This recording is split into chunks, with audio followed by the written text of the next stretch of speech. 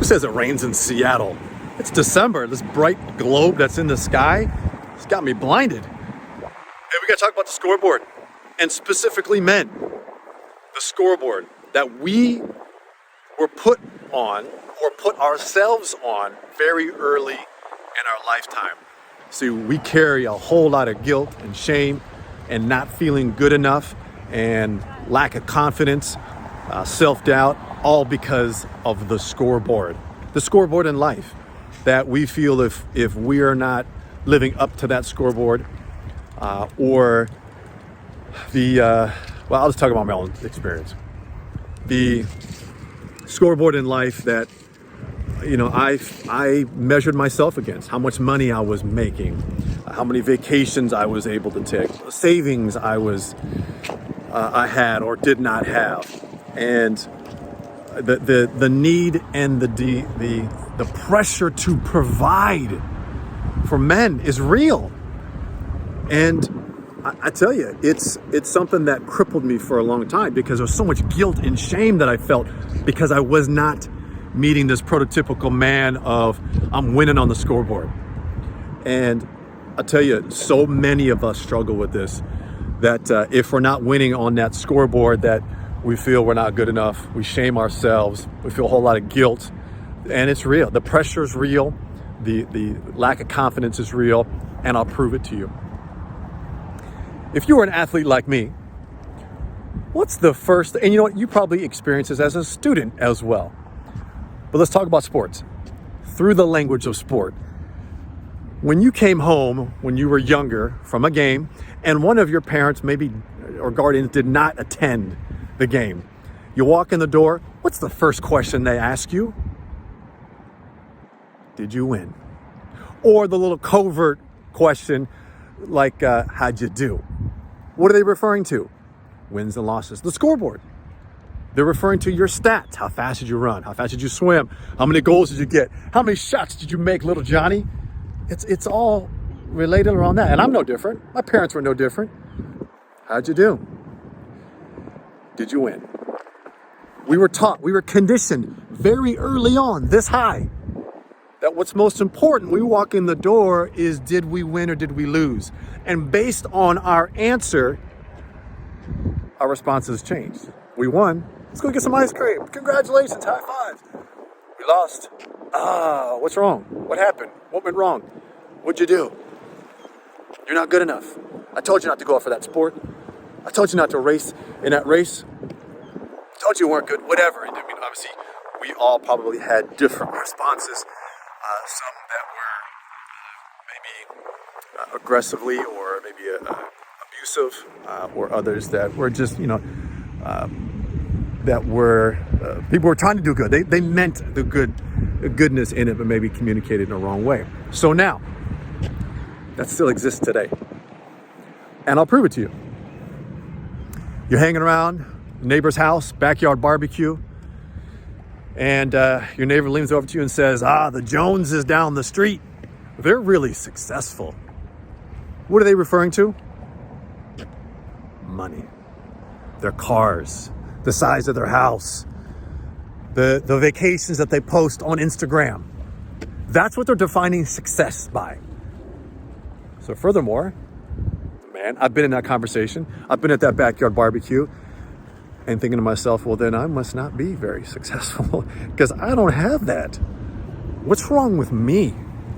And so we were taught very early on to put ourselves up on the scoreboard and to judge ourselves and to view success based on what the scoreboard says. And I'm here to tell you that that is not the case. You are worthy. I know I'm worthy. And I tell you, I've been in situations where I have not felt worthy. I have not felt good enough. I've been in relationships where I've been judged based on the scoreboard. And I understand. We want to contribute. We want to produce. We want to do those things. It puts a lot of pressure on us. It puts a lot of stress, a lot of anxiety. And if you are like me, it was not without a lack of effort. I feel at times I was pouring my heart and soul into things. may not have been the right avenue, but that was for me a lesson that I had to learn. But I was intentional about it. I was doing it with the best interest in heart, wanted to do good, and it's just not working out. And I am looked upon as not good enough for love, not good enough to be part of our organization, not worthy enough, and I felt all those things, that I wasn't worthy of those things because I couldn't do what other men are doing, or I couldn't do what the Joneses were doing down the street. This is real, gang, and it doesn't matter how much money you have, because you could have a lot of money. There's still people who have more than you. There's still people who are on the scoreboard more successful than you, even though we know that's not the case. So as men, we have to make a transformation. We have to transform our view of the scoreboard, of success, off of the scoreboard and into what's real. That's who we are. It's powerful human beings, powerful men, as individuals who want to do something good and meaningful. I know that's all I wanted to do. And I took a lot of lumps to get to that point, but that's where I transitioned. And having to be comfortable first and foremost with who I am, not based on the scoreboard. And once I made that separation and let that go, that's where things began to shift for me. That's when I realized I got a lot more I can give to this world beyond just what the scoreboard says. I tell you, the idea that, look at this, see this nature, right? This nature isn't put itself up on the scoreboard. It just is. It just does. And the more I began to connect and align with, why don't I just be me, and the scoreboard will take care of itself. Hall of Fame football coach Bill Walsh even wrote a book about it. Name of his book, The Scoreboard Will Take Care of Itself. I get it now. I didn't get it for a long time. And it caused me a lot of personal shame, guilt, stress, anxiety, and by holding all that weight on my shoulders.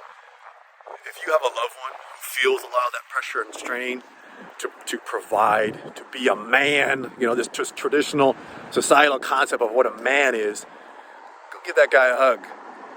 Go love on that guy. Let him know you love him for who he is, whether that's your intimate partner, your son, your brother, your friend. Go love on that guy. Men, love on yourselves. You got a lot more to contribute in this world. And let's start to win in all areas of life, because we're competitors. We like to compete. We want to win on the scoreboard. I get it. I do too.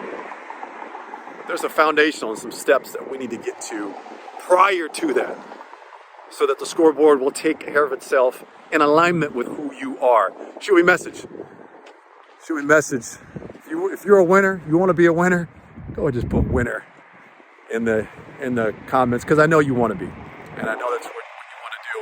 We got to learn how to compete with ourselves, compete to get better. And if you have any children who are little athletes, the next time they walk in the door after a game or a race or a match, instead of asking them, did they win or how'd they do, ask them this: where did you get better today? My friend, I hope you got better today, even if it's just listening to this video or some area of your life. Shoot me a message if you're ready for that big transformation, be able to get yourself in a position to start doing something meaningful and something impactful, far greater than you've ever done in any of your achievements in life.